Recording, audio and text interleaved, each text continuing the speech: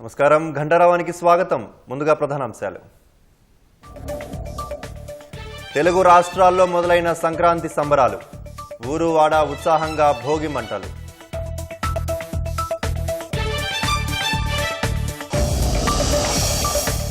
రంగవళ్లులతో ఇంద్రధనస్సును తలపిస్తున్న ముంగిళ్లు. ఆంధ్రప్రదేశ్లో కోడి పందాలకు సిద్ధమైన బర్రెలు.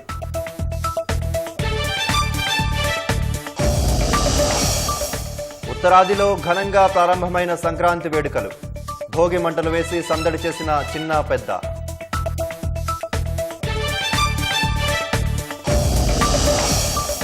భూభారతి పోర్టల్లో అక్రమాలపై కొనసాగుతున్న విచారణ.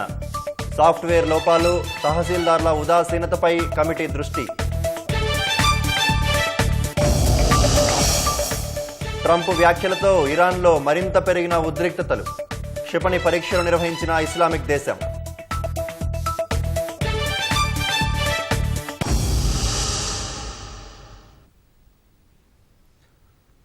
రాష్ట్ర వ్యాప్తంగా సంక్రాంతి సంబరాలు ప్రారంభమయ్యాయి. 3 రోజుల పండుగలో భాగంగా తొలి రోజు సంప్రదాయబద్ధంగా భోగి వేడుకలు నిర్వహించారు. అర్ధరాత్రి నుంచే ఊరు వాడల్లో భోగి మంటలు వేయటం మొదలైంది. చిన్న పెద్ద అందరూ కలిసి పాత వస్తువులతో భోగి మంటలు వేసి దాని చుట్టూ తిరుగుతూ నృత్యాలు చేశారు. ఖమ్మం జిల్లా మధిరలో భోగి పర్వదిన వేడుకలు అంగరంగ వైభవంగా జరిగాయి. మహిళలు, యువతలు ఉత్సాహంగా భోగి మంటల చుట్టూ పాటలు పాడుతూ నృత్యాలు చేశారు. వరంగల్ జిల్లా వర్ధన్నపేట మండలం కొత్తపల్లి గ్రామంలో భోగి వేడుకలు అంబరాన్నంటాయి. భోగి మంటలు, ముగ్గులతో పండుగకు ఆహ్వానం పలికారు.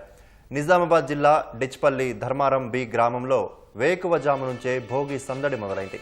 చిన్న పెద్ద భోగి మంటల చుట్టూ నృత్యాలు చేస్తూ ఆనందంగా వేడుకలు జరుపుకున్నారు.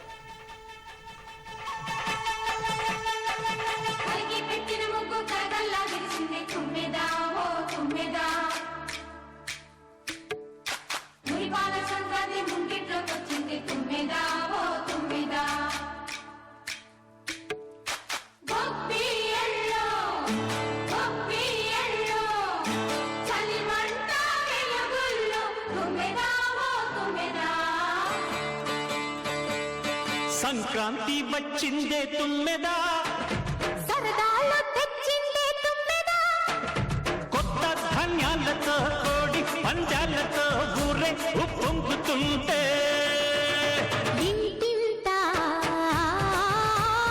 పేరంటం, ఊరంతా ఉల్లాసం. కొత్త అల్లుళ్లతో కొంటే మరదళ్లతో పొంగే హేమంత సిరులు.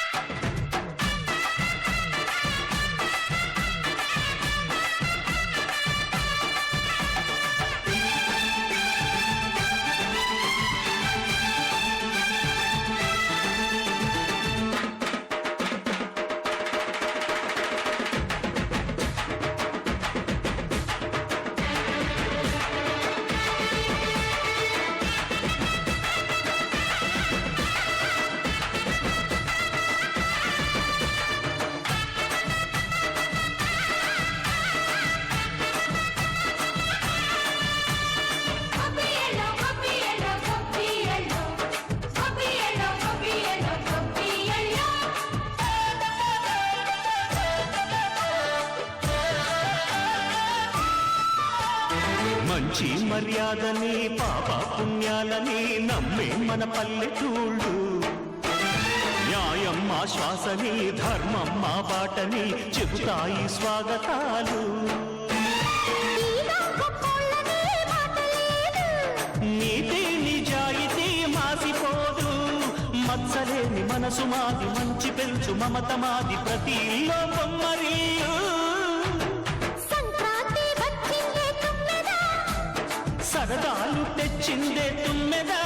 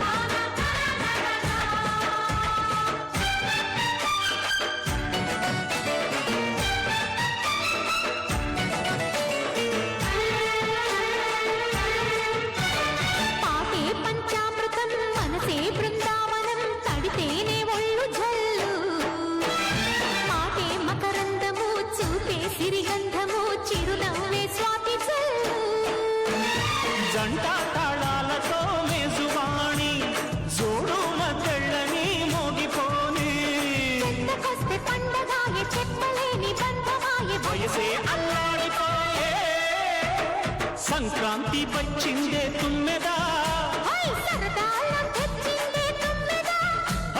కొత్త ధాన్యాలతో కోటి పంచాలతో ఊరేగు పొంగుతుంటే. ఆంధ్రప్రదేశ్లో ఆనందోత్సాహాల మధ్య సంక్రాంతి వేడుకలు మొదలయ్యాయి. 3 రోజుల పండుగల భాగంగా తొలి రోజు సంప్రదాయబద్ధంగా భోగి వేడుకలు జరుపుకుంటున్నారు. అర్ధరాత్రి నుంచే ఊరు వాడల్లో భోగి మంటలు వేయడం మొదలైంది. చిన్న పెద్ద అందరూ కలిసి పాత వస్తువులతో భోగి మంటలు వేసి దాని చుట్టూ తిరుగుతూ నృత్యాలు చేశారు.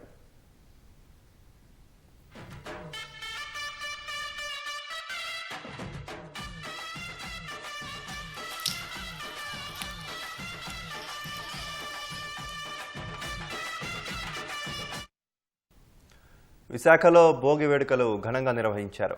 తెల్లవారుజాము నుంచే సీతమ్మ ధారలోని బహుళ అంతస్తుల భవనం వద్ద చిన్నారులు, యువత, పెద్దలు భోగి మంట వేశారు. భోగి మంట చుట్టూ తిరుగుతూ నృత్యాలు చేశారు.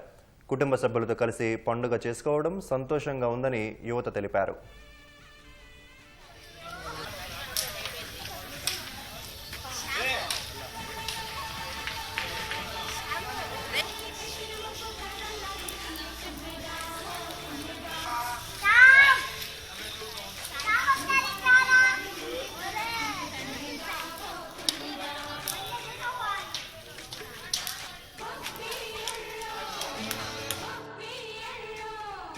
తెల్లవారుజాము నుంచే గుంటూరులోని అన్ని కాలనీల్లో భోగి మంటలు వేసి ప్రజలు సందడి చేశారు.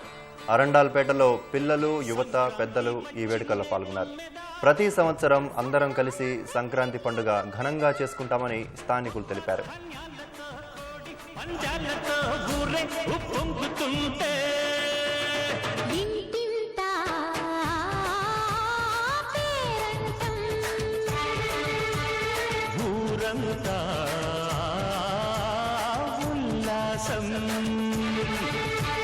కొత్త అల్లుళ్ళతో కొంటే మరదళ్ళతో పొంగే. విజయవాడలో భోగి వేడుకలు ఘనంగా జరుగుతున్నాయి. వ్యాపారం, ఉద్యోగ రీత్యా ఇతర రాష్ట్రాలకు వెళ్లిన వాళ్ళు సొంత ప్రాంతాలకు వచ్చి కుటుంబ సభ్యులతో కలిసి భోగి వేడుకలు జరుపుకున్నారు.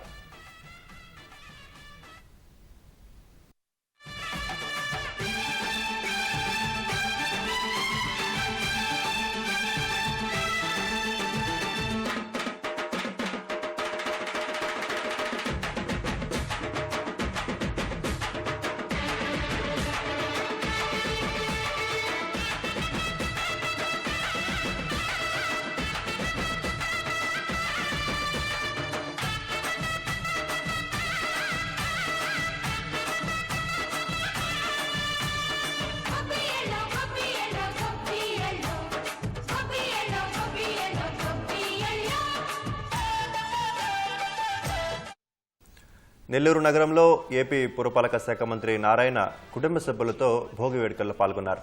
మైపాడు రోడ్డులోని స్మార్ట్ స్ట్రీట్ బజార్, బాలాజీనగర్, రంగనాయకులపేట, మూలాపేట, రాజేంద్రనగర్ ప్రాంతాల్లో ఏపీ మంత్రి నారాయణ, ఆయన సతీమణి రమాదేవి, కుమార్తె శరణితో కలిసి భోగి మంటలు వెలిగించారు.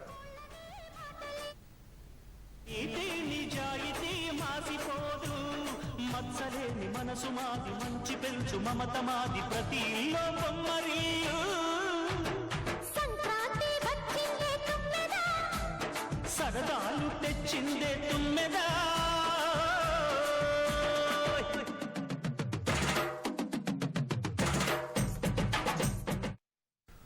బాపట్ల జిల్లాలోనూ భోగి మంటలతో సంక్రాంతి సంబరాలు మొదలయ్యాయి.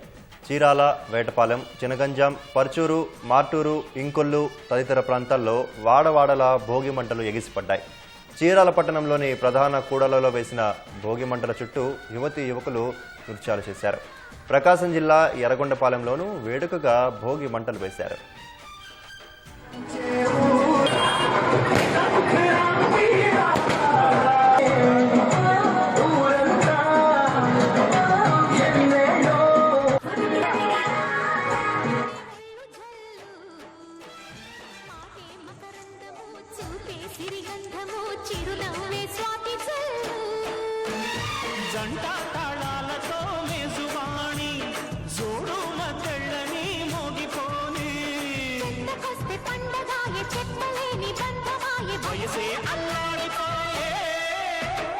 సంక్రాంతి వచ్చిందే తుమ్మెదా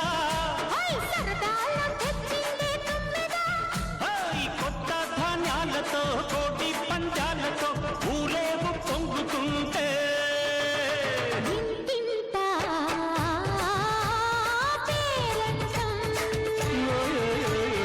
ఊరంతా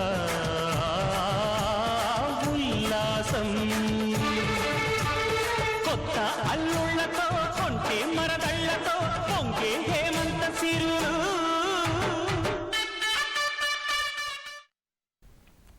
తెలుగు ప్రజలందరికీ ముఖ్యమంత్రి రేవంత్ రెడ్డి సంక్రాంతి శుభాకాంక్షలు తెలిపారు. భోగ భాగ్యాలను అందించే భోగి, కొత్త కాంతులు తెచ్చే సంక్రాంతి, కనుమ పండుగలను అందరూ ఆనందంగా జరుపుకోవాలని ఆకాంక్షించారు. ప్రజా ప్రభుత్వం అమలు చేస్తున్న సంక్షేమ అభివృద్ధి పథకాలన్నీ రాష్ట్రంలోని ప్రతి కుటుంబానికి చేరాలనేది తమ సంకల్పమని ముఖ్యమంత్రి అన్నారు. వ్యవసాయంతో పాటు పరిశ్రమలు, ఉత్పత్తులు, సేవా రంగంలో తెలంగాణ తిరుగులేని పురోగతి సాధిస్తుందనే నమ్మకం తనకుందని అన్నారు. తెలంగాణ రైజింగ్ 2047 విజన్ సాకారం చేసేందుకు ప్రజా ప్రభుత్వం కట్టుబడి ఉందని స్పష్టం చేశారు. రాష్ట్ర ప్రజలకు బీఆర్ఎస్ అధినేత కేసీఆర్ సంక్రాంతి పండుగ శుభాకాంక్షలు తెలిపారు. సంక్రాంతి శోభతో రాష్ట్ర వ్యాప్తంగా సంతోషాలు వెల్లివిరుస్తాయని అన్నారు. 10 ఏళ్ల బీఆర్ఎస్ పాలనలో జరిగిన వ్యవసాయ అభివృద్ధిని ఈ సందర్భంగా స్మరించుకున్న కేసీఆర్ రాష్ట్ర సాగురంగం, కర్షక సంక్షేమం తిరిగి గాడిన పడి రాష్ట్రం సుభిక్షంగా వర్ధిల్లాలని ఆకాంక్షించారు. హైదరాబాద్ హైటెక్ సిటీలోని శిల్పారామంలో సంక్రాంతి సంబరాలు సందడిగా సాగుతున్నాయి. గ్రామీణ సంప్రదాయాలు, జానపద కళలతో శిల్పారామం పండుగ శోభను సంతరించుకుంది. హరిదాసు కీర్తనలు భక్తిభావాన్ని రేకెత్తిస్తుండగా గంగిరెద్దుల విన్యాసాలు సందర్శకులను ఆకట్టుకుంటున్నాయి. సంప్రదాయ వేషధారణలో కళాకారులు ప్రదర్శిస్తున్న నృత్యాలు, ఆటపాటలు పల్లెటూరి వాతావరణాన్ని కళ్లకు కట్టినట్లు చూపిస్తున్నాయి. చిన్నారుల నుంచి పెద్దల వరకు అందరినీ అలరిస్తున్న పిట్టల దొర పాటలు, సోదమ్మ సోది ప్రదర్శనలు పండగ సందడికి మరింత సొబగులు అద్దుతున్నాయి. కుటుంబ సమేతంగా వస్తున్న వారంతా పల్లె సంస్కృతి సంప్రదాయాల నడుమ పండుగ వాతావరణాన్ని ఆస్వాదిస్తున్నారు. సొంతూళ్లకు వెళ్లి పండుగ జరుపుకోలేని వారు శిల్పారామంలో పల్లె వాతావరణంలో జరుగుతున్న సంక్రాంతి సంబరాల్లో పాల్గొని హర్షం వ్యక్తం చేస్తున్నారు.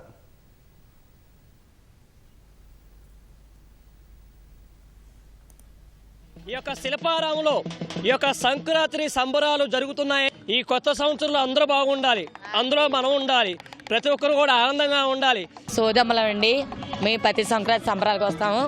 ఇప్పుడంటే టీవీలు సెల్ ఫోన్లు వచ్చేసినాయి కానివ్వండి, ఇదివరకు సంక్రాంతి సంబరాలు వస్తే ప్రతి ఇంటింటికి కూడా మమ్మల్ని పిలిపించి మమ్మల్ని కూర్చోబెట్టి మా చేత జాతకాలు చెప్పించుకునేటోళ్ళు, బియ్యం ఇచ్చేటోళ్ళు, చీరలు పెట్టేటోళ్ళు, మేము చెప్పిందే జరిగేది. మన శిల్పారాంలో ప్రతి సంవత్సరం సంక్రాంతి సంబరాల్లో ఒక సోదమ్మలు కావచ్చు, హరిదాసులు కావచ్చు, బుడవక్క వేషాలు కావచ్చు, అన్ని పల్లెటూరు వేషాలన్నీ కూడా మన శిల్పారాంలో పెట్టి వచ్చిన అందరికి కూడా పల్లెటూరుకి వెళ్ళినంత ఫీలింగ్ని మన శిల్పారాంలో తెప్పిస్తున్నారు. కాబట్టి ప్రతి ఒక్కరు కూడా శిల్పారాం వచ్చి పల్లెటూరులో చేసే పనులేంటి, అసలు సోదమ్మలంటే ఏంటి, హరిదాసులంటే ఏంటి, బుడవక్కలంటే ఏంటి అని ప్రతి ఒక్కరికి కూడా తెలుసుకోవాలని కోరుకుంటాం.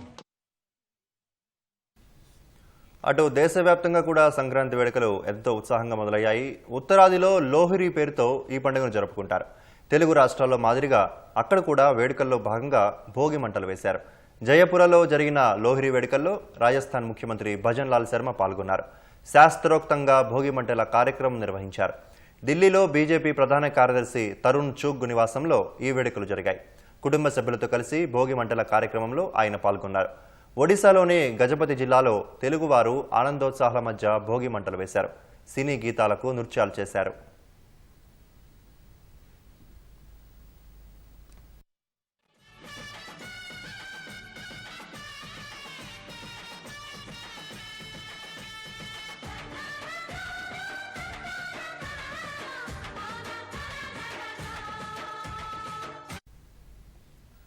వ్యవసాయ భూముల రిజిస్ట్రేషన్ ఛార్జీల కుంభకోణంపై విచారణ కొనసాగుతోంది. మరోవైపు సీసీఎల్ఏ కార్యదర్శి మకరంద్ నేతృత్వంలో నిపుణులతో ఏర్పాటైన ఉన్నత స్థాయి కమిటీ అక్రమాలకు బాధ్యుల్ని గుర్తించే పనిలో నిమగ్నమైంది. గేట్వేని హ్యాక్ చేసి స్వాహా చేసిన ప్రభుత్వ సొమ్మును వసూలు చేసే దిశగా చర్యలు మొదలయ్యాయి. సాఫ్ట్వేర్ బలహీనంగా ఉండటం, తహసీల్దార్లు ఉదాసీనంగా వ్యవహరించడం వల్లే తక్కువ మొత్తం చెల్లించిన రిజిస్ట్రేషన్ లావాదేవీలు తిరస్కరణకు గురి కాలేదనే అనుమానాలు వ్యక్తమవుతున్నాయి. రాష్ట్రంలో 2020 నుంచి ఇప్పటి వరకు వ్యవసాయ భూముల రిజిస్ట్రేషన్లు 52 లక్షలు జరిగాయి. ఇందులో యాదాద్రి భువనగిరి, జనగాం, రంగారెడ్డి జిల్లాల పరిధిలో 4800 రిజిస్ట్రేషన్లకు చెందిన ఫీజు చెల్లింపుల్లో అవకతవకలు జరిగినట్లు ప్రాథమికంగా గుర్తించారు. బాధ్యులపై ఇప్పటికే కేసు నమోదు చేసి దర్యాప్తు చేస్తున్నారు. ప్రభుత్వం ఏర్పాటు చేసిన ఉన్నత స్థాయి కమిటీ భూభారతి పోర్టల్లోకి వెలుగులోకొచ్చిన అక్రమాలపై దృష్టి పెట్టింది. 4800 రిజిస్ట్రేషన్ డాక్యుమెంట్ల లావాదేవీలకు సంబంధించి 80 కోట్లు వ్యత్యాసం వచ్చినట్లు రెవెన్యూ అధికారులు గుర్తించారు. డాక్యుమెంట్ల పరిశీలన ద్వారా 30 కోట్ల మేర ఖజానాకు చేరిందని, మిగిలిన 50 కోట్లు ఏవయ్యాయని ఆరా తీస్తున్నారు. రిజిస్ట్రేషన్ ఛార్జీ డబ్బులు ప్రభుత్వ ఖజానాకు జమ కాకుండా గేట్వే వద్ద హ్యాక్ చేసి స్వాహా చేశారు. 2014 నుంచి అక్రమాలు జరిగాయని రెవెన్యూ వర్గాలు చెప్తున్నాయి. చలానాల చెల్లింపులో అక్రమాలు యాదాద్రి భువనగిరి, జనగాం, రంగారెడ్డి జిల్లాలకే పరిమితమయ్యాయా లేదా రాష్ట్రంలో ఇంకా ఎక్కడైనా జరిగాయా అనే కోణంలో ఆరా తీస్తున్నారు. స్వాహా అయిన సొమ్ము చెల్లించాలంటూ రైతులకు నోటీసులు ఇచ్చే ప్రక్రియను రెవెన్యూ అధికారులు ముమ్మరం చేశారు. స్టాంపులు రిజిస్ట్రేషన్ల శాఖ నిర్ణయించిన ప్రకారం భూమి మార్కెట్ విలువ ఆన్లైన్లో ముందుగానే నిర్ధారించి ఉంటుంది. సర్వే నెంబర్ను ఆన్లైన్లో నమోదు చేయగానే ఎంత చెల్లించారనేది కంప్యూటర్ తెరపైన కనిపిస్తుంది. చెల్లింపుల్లో ఏ ఒక్క రూపాయి తక్కువైనా ఆ రిజిస్ట్రేషన్ ఆటోమేటిక్గా తిరస్కారానికి గురవుతుంది. కానీ 4800 లావాదేవీల్లో 1% రుసుము మాత్రమే చెల్లించినా ఎక్కడా రిజిస్ట్రేషన్ రిజెక్ట్ అవ్వలేదు. ధరణి, భూభారతి పోర్టల్లో ఉన్న బలహీన సాంకేతికతే అక్రమ లావాదేవీలకు ఆస్కారం కల్పించిందన్న అభిప్రాయాలు వినిపిస్తున్నాయి. ధరణిని ప్రైవేటు సంస్థ నిర్వహించగా ఇప్పుడు భూభారతి ఎన్ఐసి చేతిలో ఉంది. సాఫ్ట్వేర్ బలహీనతలపై రెవెన్యూ శాఖ దృష్టి సారించింది. సాగు భూముల రిజిస్ట్రేషన్లకు అత్తెసరు ఛార్జీలు చెల్లించినా వాటిని ఆమోదించి డీడ్స్పై సంతకాలు చేసిన తహసీల్దార్ల పాత్రపైన అనుమానాలు వ్యక్తమవుతున్నాయి. రిజిస్ట్రేషన్ ఛార్జీలను ప్రభుత్వ నిబంధనల మేరకే చెల్లించారా అనేది తప్పనిసరిగా పరిశీలించాలి. ఈ విషయంలో ధరణి ఆపరేటర్ ముఖ్య సహాయకుడిగా పనిచెయ్యాలి. కీలక బాధ్యతల విషయంలో తహసీల్దార్లు, ఆపరేటర్లు నిర్లక్ష్యంగా వ్యవహరించడాన్ని రెవెన్యూ శాఖ తీవ్రంగా పరిగణిస్తోంది. ధరణి పోర్టల్ ప్రారంభం నుంచి ఎన్ని లావాదేవీల్లో ఇలాంటి పొరపాట్లు జరిగి ఉంటాయనే దానిపై ప్రశ్నలు ఉత్పన్నమవుతున్నాయి. ఉగాది నాటికి హైదరాబాద్ సనత్ నగర్ టిమ్స్ ఆసుపత్రిని ప్రజలకు అందుబాటులోకి తెస్తామని సర్కార్ ప్రకటించింది. ఈ మేరకు సనత్ నగర్ టిమ్స్ ఆసుపత్రిని వైద్యారోగ్య శాఖ మంత్రి దామోదర్ రాజనరసింహ సందర్శించి నిర్మాణ పనుల పురోగతిని క్షేత్రస్థాయిలో పరిశీలించారు. భవన నిర్మాణం, వైద్య పరికరాల ఏర్పాటు, రోగులకు అవసరమైన మౌలిక వసతులపై అధికారులకు పలు సూచనలు చేశారు. నాణ్యత విషయంలో ఎక్కడా రాజీ పడకూడదని యంత్రాంగానికి మంత్రి దామోదర స్పష్టం చేశారు. పేద ప్రజలకు ఖరీదైన చికిత్సను ఉచితంగా అందించడమే లక్ష్యంగా పెట్టుకున్నట్లు ఆయన స్పష్టం చేశారు. త్వరలో ఇది కంప్లీట్ కావాలని ఆదేశాలు ఇవ్వడం జరిగింది అధికారులకు, ఆర్ఎండ్బి డిపార్ట్మెంట్కు, మా మెడికల్ డిపార్ట్మెంట్కు, మెడికల్ హెల్త్ డిపార్ట్మెంట్కు. ఉగాదికి ఈ సనత్ నగర్ టీమ్స్ ఇనాగరేట్ చేయాలని చెప్పి ఒక నిర్ణయం తీసుకున్నాం. అన్ని స్పెషాలిటీస్ 1000 పడకల hospital, all emergency services plus specialities అన్ని కూడా ఉంటాయి. మోస్ట్లీ దీని తర్వాత నెక్స్ట్ అల్వాల్, ఒక 2 monthsకు అల్వాల్, ఒక ఆగస్ట్ సెప్టెంబర్కు ఎల్బీ నగర్. ఇలాగా అంచెలంచెలుగా ఒక్కొక్కటి హ్యాండ్ ఓవర్ చేసుకుంటాం. కార్డియాలజీ స్పెషాలిటీ ఉంటుంది, transplantation, centre for excellence in cardiology, అన్ని ఉంటాయి. సెంటర్ ఆఫ్ ఎక్సలెన్స్ ఏంది, ప్రత్యేకంగా దేని మీద శ్రద్ధ అంటే ఈ రెండింటి మీద. త్వరలో మరో 9 అమృత్ భారత్ ఎక్స్ప్రెస్ రైళ్లు పట్టాలెక్కనున్నాయి. పశ్చిమ బెంగాల్, అస్సాం నుంచి దేశంలోని వివిధ ప్రాంతాలకు రాకపోకలు సాగించనున్నాయి. ఈ మేరకు రైల్వే శాఖ మంత్రి అశ్విని వైష్ణవ్ సామాజిక మాధ్యమం ఎక్స్లో ఓ పోస్ట్ పెట్టారు. ఈ ఎక్స్ప్రెస్ రైళ్లు పశ్చిమ బెంగాల్, అస్సాం నుంచి బీహార్, ఉత్తరప్రదేశ్, కర్ణాటక, తమిళనాడు, మహారాష్ట్రలోని వివిధ ప్రాంతాల మీదుగా వెళ్తాయని పేర్కొన్నారు. 2023 డిసెంబర్లో అమృత్ భారత్ ఎక్స్ప్రెస్ రైళ్లు ప్రారంభం కాగా ప్రస్తుతం 30 సర్వీసులు రాకపోకలు సాగిస్తున్నాయి. మరో వారంలోపు 9 కొత్త అమృత్ భారత్ ఎక్స్ప్రెస్ రైళ్లు ప్రారంభమవుతాయని రైల్వే శాఖ ఓ ప్రకటనలో పేర్కొంది. ఈ రైళ్లతో తూర్పు, సబ్ హిమాలయన్ ప్రాంతాల నుంచి దక్షిణ, పశ్చిమ, మధ్య భారత్లోని ప్రధాన నగరాలకు రైల్వే కనెక్టివిటీ ఏర్పడుతుందని తెలిపింది. తక్కువ ఛార్జీతో సుదూర ప్రాంతాలకు కనెక్టివిటీ పెంచేందుకు రైల్వేలు చేస్తున్న నియంత్రణ ప్రయత్నంలో భాగంగా కీలక కారిడార్లలో 9 అమృత్ భారత్ ఎక్స్ప్రెస్లను ప్రవేశపెడుతున్నట్లు రైల్వే మంత్రిత్వ శాఖ తెలిపింది. జమ్మూ కశ్మీర్లో పాకిస్తాన్ దుస్సాహసానికి ఓడిగడుతూనే ఉంది. తాజాగా రాజౌరి జిల్లాలో నియంత్రణ రేఖ దాటుకొని భారత భూభాగంలోకి అక్రమంగా చొరబడిన పాకిస్తాన్ అనుమానిత డ్రోన్లపై సైనికులు కాల్పులు జరిపారు. కొన్ని డ్రోన్లు పాకిస్తాన్ ఆక్రమిత కశ్మీర్కు తిరిగి వెళ్లే ముందు మంజకోట సెక్టార్లో సంచరించినట్లు గుర్తించామని సైన్యం తెలిపింది. రాజౌరి జిల్లాలో పాకిస్తాన్ డ్రోన్లపై సైన్యం కాల్పులు జరపడం 3 రోజుల వ్యవధిలో ఇది రెండోసారని పేర్కొంది. డ్రోన్లు కనిపించిన వెంటనే సైన్యం మానవరహిత వైమానిక వ్యవస్థను క్రియాశీలం చేసినట్లు రక్షణ వర్గాలు తెలిపాయి. ఆ డ్రోన్లు ఆయుధాలు లేదా డ్రగ్స్ను భారత భూభాగంలోకి చేరవేశాయా లేదా అని నిర్ధారించేందుకు గాలింపు చర్యలను చేపట్టినట్లు అధికారులు తెలిపారు. గణతంత్ర వేడుకలు దగ్గర పడుతున్న వేళ నౌషేరా, రాజౌరి సెక్టార్లతో పాటు పూంచ్ జిల్లాలోని తైన్ టోపా, సాంబాలోని రామ్గర్ సెక్టార్లో ఆదివారం నుంచి పాకిస్తాన్ డ్రోన్ల కదలికలు ఆందోళన కలిగిస్తున్నాయి. ఈ నేపథ్యంలో జమ్మూ కశ్మీర్లో భద్రతను కట్టుదిట్టం చేశారు.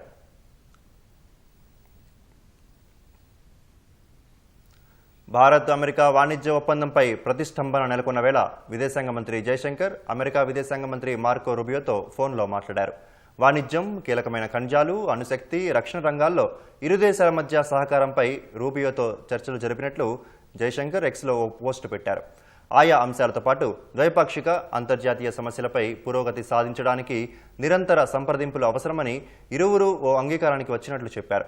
జయశంకర్, రూబియో వచ్చే నెలలో సమావేశమయ్యే అవకాశం ఉందని భారత్లో అమెరికా రాయబారి సెర్గియో గోర్ ఈ సందర్భంగా పోస్టు చేశారు.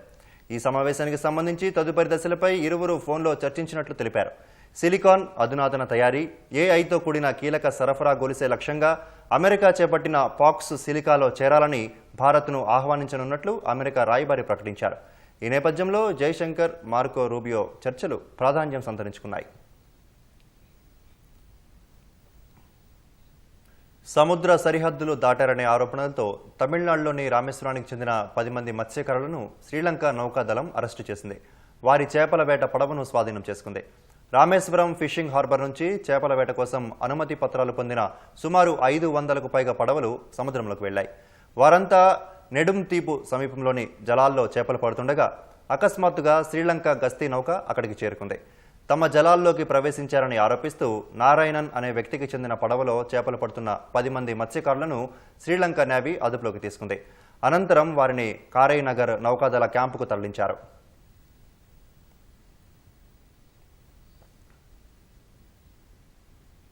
నవీన్ పొలిశెట్టి, మీనాక్షి చౌదరి జంటగా నటించిన అనగనగా ఒక రాజు చిత్రం ఇవాళ ప్రేక్షకుల ముందుకు రాబోతోంది.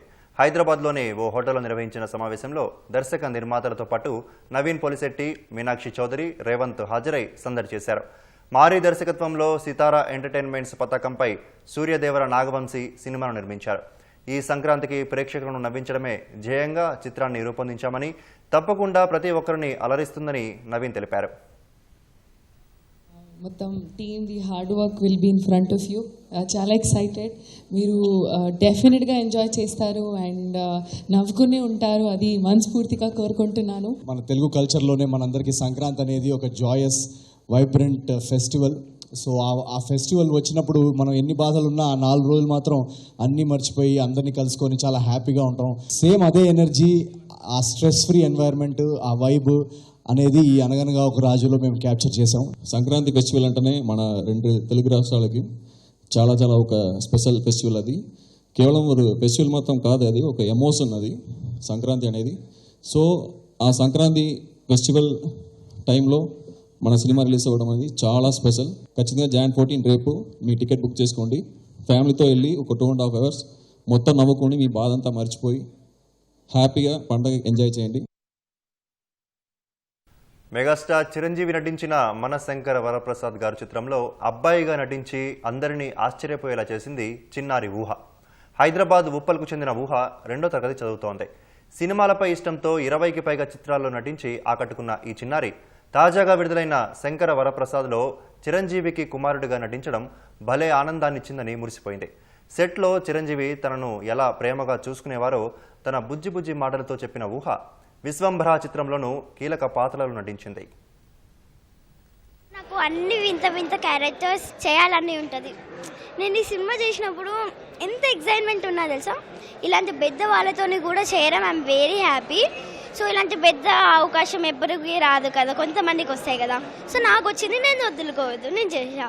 ఇలా షార్ట్లో కొన్ని డేస్ చాక్లెట్స్ అలా బిస్కెట్స్ ఇస్తారు. చిరంజీవి మామని చాలా బాగుంటుంది సినిమా. ఇది ఎలా అంటే ఫ్యామిలీ కాబట్టి సినిమా చూసినప్పుడు కూడా చాలా ఏడ్చాను. బట్ రియల్లీ బాగుంది. అందరూ క్లాప్స్ అలా కొట్టారు నాకు, మా ఖుషికి. అందరూ అది కూడా చాలా బాగుంది సీన్స్ కూడా.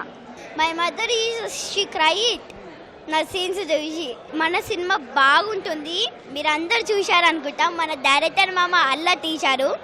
ఈ సైన్స్ స్క్రీన్లో చేయడం ఐఎమ్ వెరీ హ్యాపీ అండ్ నాకు నేనే ప్రౌడ్ ఆఫ్గా అనుకుంటున్నాను. Thank you.